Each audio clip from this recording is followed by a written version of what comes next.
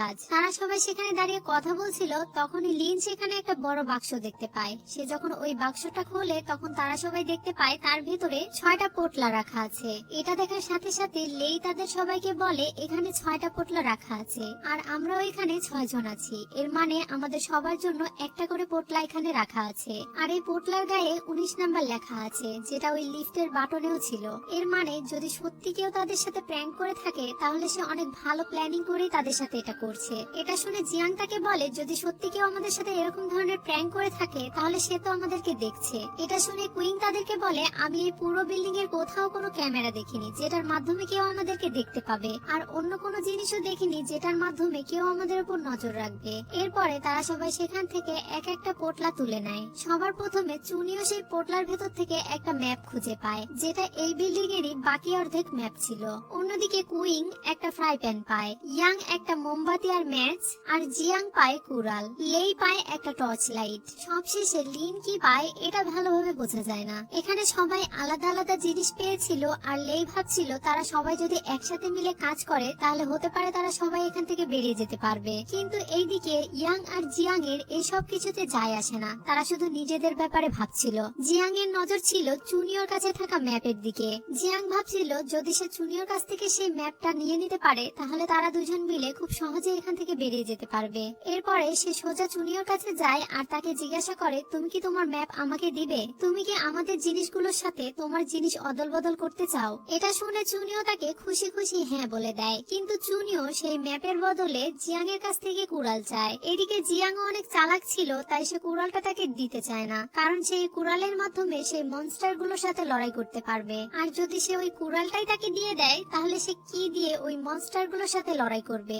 তখন জিয়াং তাকে বলে ঠিক আছে আমি তোমাকে কুড়াল দিয়ে দিব, কিন্তু তার আগে তোমার আমার সাথে একটা গেম খেলতে হবে। আমি এক হাতে কুড়াল নিব এবং অন্য হাতে মোমবাতি নিব, তুমি যেই হাতটা বেছে নিবে সেই হাতে যা থাকবে সেটাই তোমার। চুনিও তার বলা কথা মতোই কাজ করছিল। সে তার এক হাতে কুড়াল এবং অন্য হাতে মোমবাতি নিয়ে দাঁড়িয়েছিল। একটু ভাবনা চিন্তা করার পরে চুনিও তার সেই হাত বেছে নেয় যে হাতে কুড়াল ছিল, কিন্তু সাথে সাথেই জিয়ান কুড়াল আর মোমবাতি অদল বদল করে দেয় এবং সে চুনিওকে মোমবাতি দিয়ে সেখান থেকে ম্যাপ নিয়ে চলে যায়। কিন্তু এত কিছুর পরেও চুনিওর দিকে তাকালে বোঝা যায় তার এইসব কোনো কিছু নিয়েই কোনো আফসোস নেই। অন্যদিকে লেইও এই ব্যাপারে জানতো। তখনই আমাদেরকে একটা ফ্ল্যাশব্যাক দেখানো হয়। একটা মনস্টার যখন চুনিওর পিছু করছিল তখন লেই লুকিয়ে লুকিয়ে সেটা দেখছিল। চুনিও সেই মনস্টারের হাত থেকে বাঁচার জন্য একটা কোনায় গিয়ে লুকায়। সেই মনস্টার যখন তাকে খুঁজে বেড়াচ্ছিল তখন চুনিও খেয়াল করে ওই মনস্টারটা আলোর কাছে যাচ্ছে না। তখনই চুনিও বুঝতে পারে তারা আলো সহ্য করতে পারে না, তাই সে ওই মনস্টারকে মেরে আলোর মধ্যে নিয়ে আসে এবং সাথে সাথে সেই মনস্টার সেখান থেকে গায়েব হয়ে যায়। এরপর আর কি,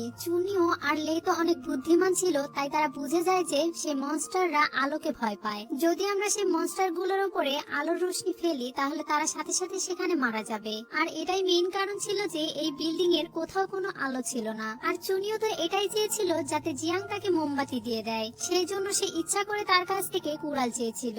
যদি চুনিও তার কাছ থেকে সরাসরি মোমবাতি চেয়ে নিত তাহলে সে তাকে দিত না এবং ইয়াং আর জিয়াং তাদেরকে সাহায্যও করত না। আর ম্যাপের জন্য চুনিওর তেমন একটা আফসোস ছিল না, কারণ সে একবার দেখে সে ম্যাপের কোথায় কি আছে সে সবকিছু মনে রেখেছিল। তারপর আর কি, এই বিল্ডিং এর অর্ধেক ডিজাইনের কথা চুনিও জানতো এবং অর্ধেক ডিজাইনের কথা লেই জানতো, তাই তারা দুজন মিলে এই বিল্ডিং এর পুরো ডিজাইন মেঝেতে আঁকায়। এখন তাদের কাছে একটা টর্চ লাইট ছিল এবং একটা মোমবাতি ছিল, তার মানে তাদের কাছে এখন ডাবল সেফটি ছিল। এটা দিয়ে আপাতত তারা নিজেদেরকে রক্ষা করতে পারবে। এখন তারা ওই নকশাতে খেয়াল করে দেখে এই ম্যাপের কোথাও কোনো বাহিরে যাওয়ার রাস্তা নেই, কিন্তু ম্যাপের দুই পাশে দুইটা পাওয়ার হাউস রয়েছে। তখন তাদের মাথায় আসে মনস্টাররা তো আলোকে ভয় পায়, তাই তারা যদি কোনো রকমে পাওয়ার হাউসে গিয়ে এই বিল্ডিং এর লাইট অন করতে পারে তাহলে হয়তো তারা এখান থেকে মুক্ত হয়ে যেতে পারবে। সম্পূর্ণ প্ল্যানিং করার পরে চুনিও তাদেরকে বলে সে পাওয়ার হাউস এ তে যাবে এবং লেই পাওয়ার হাউস বি তে যাবে এবং কুইং আর লিং এই রুমেই থাকবে, কারণ তারা দুজন যদি তাদের সাথে যায় তাহলে তারা হয়তো বিপদে পড়বে। কারণ তাদেরকে যদি তারা সাথে নিয়ে যায় তাহলে বাহিরে কোনো বিপদে পড়লে না তারা নিজেকে রক্ষা করতে পারবে না তাদেরকে রক্ষা করতে পারবে, উল্টো তাদের জন্য আরো কাজটা কঠিন হয়ে যাবে। পরের সিনে আমরা ইয়াং আর জিয়াংকে দেখি। তারা ম্যাপ নিয়ে যাওয়ার পরেও সঠিক রাস্তা চিনতে পারে না এবং সেই জানালার লোকেশনে চলে যায় আর সেই কুড়াল দিয়ে ওই জানালার কাঁচ ভাঙার চেষ্টা করে, কিন্তু এরপরেও তারা ওই কাঁচের জানালা ভাঙতে পারে না। এরপর আবারও তারা ওই ম্যাপটা খুলে দেখছিল, কিন্তু তখনই তাদের কাছে মনস্টার চলে আসে আর তাদের উপরে হামলা করে দেয়। তখন তারা দুজন দুজন সেখান থেকে পালাতে শুরু করে। অন্যদিকে চুনিওকে দেখি সে মোমবাতি জ্বালিয়ে নিয়ে সেই পাওয়ার হাউসের দিকে এগিয়ে যাচ্ছিল। তখন দেয়ালে টাঙিয়ে রাখা সেই ছবিগুলোর মধ্যে থেকে সেই মনস্টার গুলো আস্তে আস্তে বেরিয়ে আসছিল, কিন্তু চুনিও সেটা বুঝতে পারে আর ওইদিকে মোমবাতি ধরে। তখন আবার তারা ভেতরে চলে যায়। তখন সে খেয়াল করে সেখানকার সব ছবিগুলো থেকে একসাথে মনস্টাররা বেরিয়ে আসতে শুরু করছে। তখনই সে সেখান থেকে পালিয়ে চলে যায়। তখনই তার কুইং এর কথা মনে পড়ে আর সে ওখান থেকে চলে যায়। এদিকে কুইং আর লিং সেই রুমে দরজা বন্ধ করে চুপ করে বসেছিল। তখনই তাদের দরজায় কেউ একজন ধাক্কা দেয়। কুইং মনে করে হয়তোবা চুনিও ফিরে এসেছে, তাই সে দরজা খোলার জন্য এগিয়ে যায়। কিন্তু দরজার কাছে গিয়ে তার সন্দেহ হয় আর সে চুনিওকে নাম ধরে ডাকে। তখনই দরজার উপর থেকে তাকে আক্রমণ করে দেয়। তখন কুইং ভয়ে জোরে চিৎকার দিয়ে ওঠে। তখন লিন সেই মনস্টারকে মারার জন্য প্রস্তুত হয়ে যায়। অন্যদিকে সেই মনস্টার দরজায় ধাক্কাতে ধাক্কাতে সেই দরজা প্রায় ভেঙে ফেলেছে। যখনই লিন সেই মনস্টারকে মারতে যাবে তখনই পেছন থেকে লেই চলে আসে আর টর্চ লাইটের আলো দিয়ে সে মনস্টারকে সেখান থেকে গায়েব করে দেয়। আসলে লেই যখন পাওয়ার হাউসের দিকে যাচ্ছিল তখন তার চিন্তা হচ্ছিল লিন আর কুইং এর জন্য। যদি তাদের অনুপস্থিতিতে কোনো মনস্টার তাদের উপরে হামলা করে দেয় তাহলে তারা কি করবে, এটা ভেবে সে তাদের কাছে ফিরে এসেছিল। আর এখানে আসার পর তার সন্দেহটা সত্যি হয়ে যায়।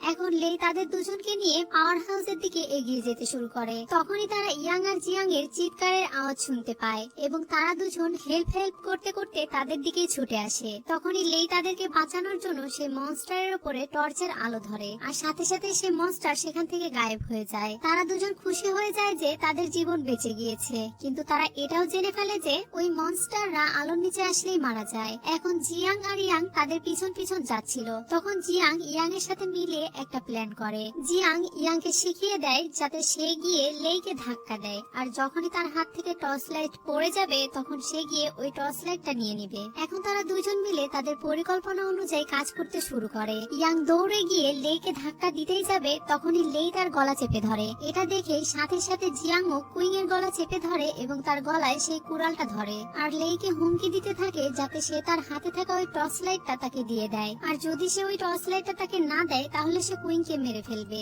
এদিকে লেইও মনে মনে জানতো জিয়াং খুব একটা ভালো মানুষ নয়, তাকে যদি টর্চ লাইট না দেওয়া হয় তাহলে সে সত্যি সত্যি তাকে মেরে ফেলবে। কিন্তু আবার সে তাকে এতটাও বিশ্বাস করতে পারছিল না যে সে যদি টর্চ লাইট দিয়ে দেয় তাহলে সে কুইংকে ছেড়ে দিবে। তখন লিন তার হাত থেকে টর্চ লাইট নেয় এবং এক হাত দিয়ে সে ওই টর্চ লাইটটা জিয়াংকে দেয় আর অন্য হাত দিয়ে সে ওই কুড়ালটা ধরে রাখে যাতে কুইং সেখান থেকে বেরিয়ে আসতে পারে। এদিকে কুইং তো মুক্ত হয়ে যায়, কিন্তু লেই এদিকে ইয়াং এর গলা এখনো চেপে ধরে রাখে। তাই ওই টর্চ লাইটটা যখন জিয়াং এর হাতে চলে যায় তখন লেই তার বন্ধুর গলা ধরে তাকে হুমকি দিতে থাকে যদি সে ওই টর্চ লাইটটা তাকে ফেরত না দেয় তাহলে সে তার বন্ধুকে মেরে ফেলবে। কিন্তু জিয়াং তার বন্ধুর জীবনের কথা ভাবে না আর সেখান থেকে টর্চ লাইট নিয়ে চলে যায়। এটা দেখে ইয়াং তো অনেক কষ্ট পায়, কারণ সে তাকে বন্ধুর থেকেও অনেক বেশি কিছু ভাবতো। তখন লেই তাকে সান্ত্বনা দেয় আর তাদেরকে তার পেছনে আসতে বলে সেখান থেকে চলে যায়। তখন কুইং আর লিন তার পেছন পেছন চলে যায়, কিন্তু এখনো ইয়াং সেখানে মন খারাপ করে বসে থাকে। সে যখন পাশে ঘুরে তাকায় তখনই জিয়াংকে দেখে চিৎকার দিয়ে ওঠে,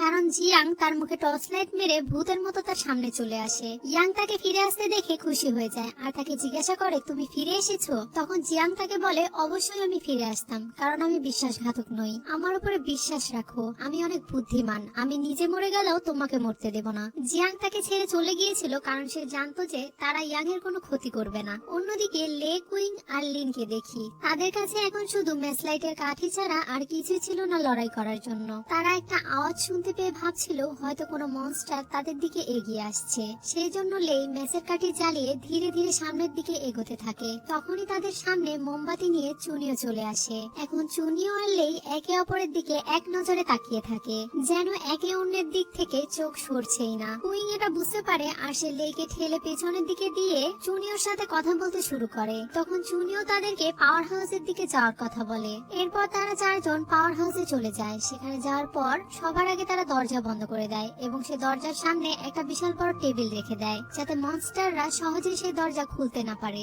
এখন এই রুমের মধ্যে অনেকগুলো সুইচ ছিল, যার কারণে তারা বুঝতে পারছিল না যে এক্স্যাক্টলি কোন সুইচটা অন করলে আলো জ্বলে উঠবে। তাই তারা সমস্ত সুইচ অন করে দেয়, কিন্তু এরপরেও কোনো আলো সেখানে জ্বলে না। তখনই সেই দরজায় মনস্টাররা আক্রমণ করে দেয়। লে, কুইন আর লিন তাদেরকে বাধা দেওয়ার চেষ্টা করে, কিন্তু সেই মনস্টাররা তাদের উপরে আক্রমণ করতে শুরু করে। তখনই চুনিও তার হাতে থাকা মোমবাতি তাদের দিকে ধরে আর সেই মনস্টার গুলো সেখান থেকে চলে যায়। এরপর চুনিও সেই মোমবাতি ওই টেবিলের উপরেই রেখে দেয়, কিন্তু সেই মোমবাতিও প্রায় ফুরিয়ে এসেছিল। এটা দেখে কুইং অনেক চিন্তা করতে শুরু করে। তখন চুনিও মনে মনে ভাবতে শুরু করে, যদি লাইটের সুইচ এই রুমে না থাকে তাহলে কি সেটা অন্য আরেকটা পাওয়ার হাউসে রয়েছে। অন্যদিকে ইয়াং আর জিয়াংকে দেখি তারাও এখন অন্য আরেকটা পাওয়ার হাউসে চলে যায়। সেখানে যাওয়ার পর তারা খেয়াল করে তাদের টর্চ লাইটের আলো ধীরে ধীরে কমে যাচ্ছে। তাদের উপরেও মনস্টাররা আক্রমণ করতে শুরু করে, কিন্তু টর্চ লাইটের আলো এখনো জ্বলেছিল, যার কারণে তাদের কোনো ক্ষতি হয় না। এরপর তারা দুজন সেখানে অনেক খোঁজাখুঁজির পরে ফাইনালি একটা সুইচ খুঁজে পায়। এটা দেখে তারা দুজন অনেক খুশি হয়ে যায় আর ভাবতে শুরু করে এই সুইচ অন করার সাথে সাথে বিল্ডিং এর আলো জ্বলে উঠবে আর তারা এখান থেকে মুক্ত হয়ে যেতে পারবে। এটা ভেবেই তারা দুজন যখন ওই সুইচ অন করে তখনই অন্য আরেকটা পাওয়ার হাউসের ফ্যান চলতে শুরু করে, যেটার কারণে সেখানে থাকা মোমবাতি নিভে যেতে শুরু করে। লে আর কুইং ওই আলোটা বাঁচিয়ে রাখার চেষ্টা করছিল। তখন লেই বুঝতে পারে যে অন্য আরেকটা পাওয়ার হাউসে ইয়াং আর জিয়াং চলে গেছে এবং তারা হয়তো সেখানকার কোনো একটা সুইচ অন করেছে, যার কারণে এই ফ্যান চলতে শুরু করেছে। লেই তাদেরকে বলে যদি ওই পাওয়ার হাউসের সুইচ অন করার কারণে ফ্যান চলতে শুরু করে তাহলে হয়তোবা ওই রুমেই কোথাও না কোথাও লাইটের সুইচও আছে। এরপর তারা দুজন ছুটে সেই পাওয়ার হাউসে চলে যায় এবং সেখানে অনেক খোঁজাখুঁজির পর তারা সুইচ খুঁজে পেয়ে যায়। এখন তারা ওই সুইচ অন করে, কিন্তু এরপরেও কোনো লাইট জ্বলে না। এরপর তারা যখন ওই সুইচের বোর্ড খোলে তখন তারা দেখতে পায় সেখানে কোনো তারের কানেকশনই নেই, আর এই কারণেই লাইট অন হচ্ছিল না। এখন এই সুইচ ঠিক করার জন্য তাদের কিছু তারের প্রয়োজন, কিন্তু এই রুমের মধ্যে তারা তার কোথায় খুঁজে পাবে, এটা নিয়ে তাদের অনেক টেনশন হচ্ছিল। অন্যদিকে মনস্টাররা এখন আস্তে আস্তে তাদের উপরে অ্যাটাক করতে শুরু করে। ইয়াং আর জিয়াং এর কাছে যে টর্চ লাইটটা ছিল সেটা এখন আর জ্বলছিল না। এদিকে মনস্টারকে আটকানোর সময় লিনের কাছে থাকা সেই জিনিসটা হুট করেই পড়ে যায়। এটা সেই জিনিস ছিল যেটা সে ওই পোটলা থেকে পেয়েছিল। এদিকে লেই তো তার খুঁজছিল, তখন সে ওইটা দেখতে পায় আর ওইটা ভেঙে ওইটার ভেতর থেকে তার বের করে নেয় এবং দ্রুত গিয়ে সেই সুইচটা মেরামত করতে শুরু করে। তখনই মনস্টাররা দরজা ভেঙে তাদের কাছে এগিয়ে আসতে শুরু করে। লেই এটা দেখতে পেয়ে চুনিওকে সেই সুইচটা ঠিক করতে দিয়ে সে চলে যায় মনস্টারদের সাথে লড়াই করতে, কিন্তু সেই মনস্টার তাকে আহত করে দেয়। আর যখন সে তাকে মারতেই যাবে তখনই চুনিও সুইচ অন করে দেয় আর সাথে সাথে পুরো বিল্ডিং এর আলো জ্বলে ওঠে এবং সাথে সাথে সেখানে থাকা সব মনস্টার একে একে গায়েব হয়ে যায়। অন্যদিকে ইয়াং আর জিয়াংও প্রায় মরতে বসেছিল, তারাও এখন বেঁচে যায়। লে খুশি হয়ে চুনিওর দিকে তাকায়, চুনিও তাদেরকে দেখে অনেক খুশি হয়ে যায়। পরের সিনে দেখতে পাই হাসপাতালে চুনিওর জ্ঞান ফিরে এসেছে আর সে চোখ মেলে তাকায়। লে এর ঘুম ভেঙে যায় আর সে নিজেকে তার বাড়িতেই দেখতে পায়। এরপর সে তার পাশে থেকে একটা কাগজ তুলে নেয় যেখানে চুনিওর সম্পূর্ণ বায়োডাটা ছিল। সে ওই বায়োডাটা ভালোভাবে দেখছিল, তখনই তার ফোনে কয়েকটা মেসেজ আসে। সে যখন ওই মেসেজ চেক করে তখন সে দেখতে পায় গ্রুপে কিছু মেসেজ এসেছে যেখানে শিক্ষক লিখেছে আহত বাচ্চাদের নিয়ে যাওয়া হচ্ছে, কিন্তু দুজন মেয়ে আছে যাদের জ্ঞান এখনো ফিরেনি, তারা এখনো হাসপাতালেই রয়েছে। এই মেসেজটা পড়ার পর লে দ্রুত হাসপাতালের দিকে চলে যায়। অন্যদিকে চুনিওর জ্ঞান ফিরে আসে। তখন পাশের বেডে কুইং চিৎকার দিয়ে ওঠে। এটা শুনে চুনিও তার কাছে ছুটে যায়। তখন কুইং তাকে জানায় সে একটা ভয়ঙ্কর স্বপ্ন দেখেছে আর সে ওই স্বপ্নের ব্যাপারে চুনিওকে বলতে শুরু করে। এসব কিছু শোনার পরে চুনিও মনে মনে ভাবতে শুরু করে সেও তো এই একই স্বপ্ন দেখেছে। তখনই কুইং এর মাথায় ব্যথা হতে শুরু করে। সে যখন তার মাথায় হাত দিয়ে চেক করে তখন সে দেখতে পায় তার মাথা দিয়ে রক্ত বের হচ্ছে। এটা দেখার সাথে সাথে চুনিও ডাক্তারকে ডাকে তার মাথায় ব্যান্ডেজ করে দেওয়ার জন্য। অন্যদিকে লেই হাসপাতালে এসেছিল চুনিও আর কুইং এর সাথে দেখা করার জন্য। সে যখন তাদের রুমে যায় তখন সে চুনিও আর কুইং এর মধ্যে কাউকে তাদের রুমে দেখতে পায় না, কারণ চুনিও কুইং কে নিয়ে গিয়েছিল তার মাথায় ব্যান্ডেজ করার জন্য।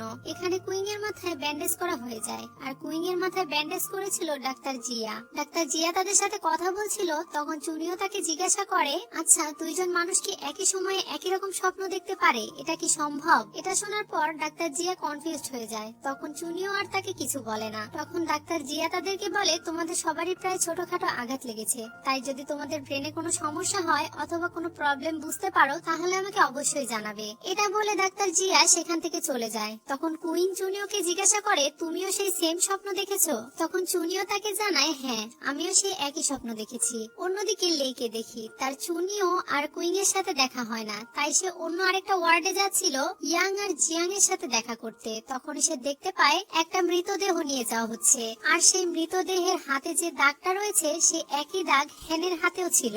সে যখন আড়াল থেকে ওই বিল্ডিং এ সবাইকে দেখছিল তখন সে ওই দাগটা হ্যানের হাতে দেখেছিল।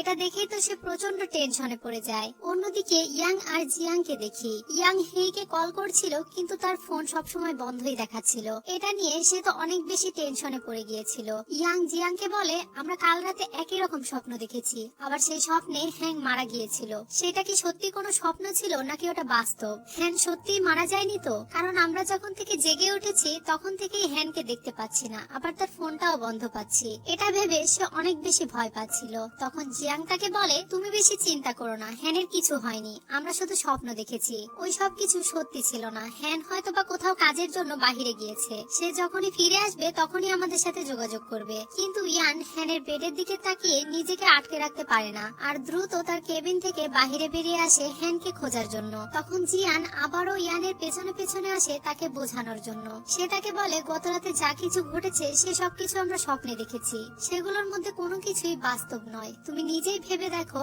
আমরা গতকাল রাতে যা কিছু দেখেছি সে সবকিছু কি বাস্তবে রয়েছে? তুমি একবার নিজেই ভেবে দেখো, সেখানে আমাদের সাথে যে মানুষগুলো ছিল তারা কি এই বাস্তব দুনিয়াতে রয়েছে? আমরা কি তাদের চিনি? সেখানে লেই আর চুনিও কত পাওয়ারফুল মানুষ ছিল, বাস্তব দুনিয়াতে কি এরকম মানুষ পাওয়া যায়? ইয়াং তার কথা মেনেই নিয়েছিল, কিন্তু তখনই সে সামনের দিকে তাকিয়ে লেইকে দেখতে পায় এবং তারা দুইজনই অনেক অবাক হয়ে যায়। অন্যদিকে চুনিও আর কুইনকে দেখি, তারা দুইজনই চিন্তায় ছিল যে কাল রাতে তারা যেটা দেখেছে সেটা সত্যি নাকি স্বপ্ন। তখনই সেখানে কুইন এর মা আসে, আর তাদের সাথে কথা বলতে বলতে সে তাদেরকে জানায় তাদের বাসের সাথে যে গাড়ির অ্যাক্সিডেন্ট হয়েছিল তারা সবাই এই একই হাসপাতালে ভর্তি রয়েছে। এটা শুনে চুনিওর কিছু একটা মনে হয়, আর সে তাদেরকে খুঁজতে বের হয় যাদেরকে সে স্বপ্নে দেখেছিল এটা মনে করছে। মানে কাল রাতে যে লোকগুলো তার সাথে ছিল সে তাদেরকে খোঁজার চেষ্টা করছে এটা জানার জন্য যে সেসব ঘটনা সত্যি নাকি মিথ্যা। খুঁজতে খুঁজতে এক পর্যায়ে তার সাথে লিনের দেখা হয়ে যায়। লিন তাকে নাম ধরে ডাকলে সে লিনের কাছে যায় আর তাকে জিজ্ঞাসা করে, আমরা কি একে অপরকে চিনি? তখন লিন তাকে বলে, হ্যাঁ, কাল আমি যখন বাসে উঠেছিলাম তখন তুমিও সেই বাসে ছিলে। তখন চুনিও তাকে বলে, আপনি এক দেখাতেই আমাকে মনে রাখলেন কিভাবে? লিন তাকে বলে, কাল রাতে যখন তুমি আর তোমার সাথে আরেকটা মেয়েকে হাসপাতালে আনা হচ্ছিল তখন আমি সেখানে তোমাদের দেখেছি। চুনিও তাকে জিজ্ঞাসা করে, হাসপাতাল আর ওই বাসের ভেতরে ছাড়া আমরা কি আর কোথাও দেখা করেছি? আপনি কি আমাদের অন্য কোথাও দেখেছেন? তখন সে তাকে বলে, আমার মনে হয় না আর কোথাও আমি তোমাকে দেখেছি। এটা বলতেই তার কাছে একটা কল আসে আর সে কথা বলতে বলতে সেখান থেকে চলে যায়। যাওয়ার সময় চুনিও তার পায়ের দিকে খেয়াল করে, কারণ গতকাল রাতে তার পায়ে একটা আঘাত লেগেছিল, আর এখন সে দেখতে পায় তার পা একদম ঠিক আছে। পরে